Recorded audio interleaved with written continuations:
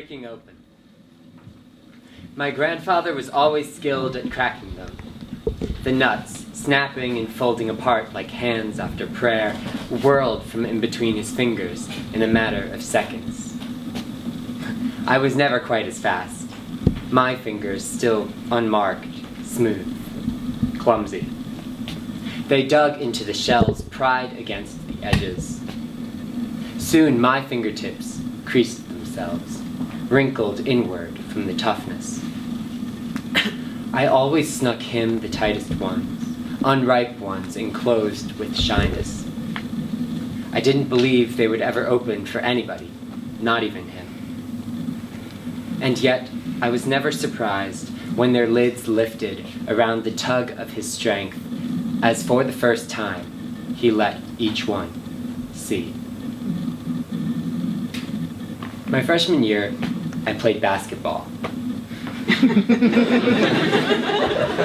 Not particularly well, but that's irrelevant. I played basketball because I was told by those around me that it was something that I should enjoy.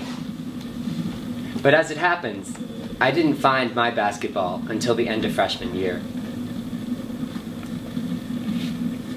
Though neither orange nor circular, the TEDxGreensFarmsAcademy literary magazine published a poem of mine in its spring 2010 issue. For me, this was a monumental development.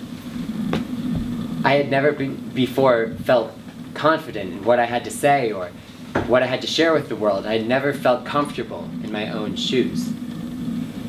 But I felt comfortable in this poetry court where I didn't need a constant stream of cheering from the sidelines to make me feel good and satisfied. Poetry could make mistakes. Poetry could trip over a line break or fall and skin its knees. I could make mistakes, and we could both flourish. So, as one might expect, I began to chase this far-off dream. I began to try to find a community. Now, of course, as with most things in this world, that was much easier said than done, and I found myself with a pile of lovely rejection letters sent in a matter of days, I might add, from the Atlantic Monthly, Harper's Daily, Poetry Magazine, the New York Times, and the New Yorker. So I decided I might need to reevaluate. The pair. You grinned from the top of the mound. I was quiet because I couldn't think of anything to say. It was the day you were bought, and I wanted to be bought with you. The grocery cart, a silver fish I couldn't catch, rolling evil wheels. The mound was patience. I trusted I would get my chance. I knew to grin like you until I was picked. Cart after cart, more silver fish swam by, and we were powerless. We could only think what joy it will bring to find someplace and call it home. So I set forth to create my own league of sorts in the hopes of finding a community. And I ended up with the Adroit Journal.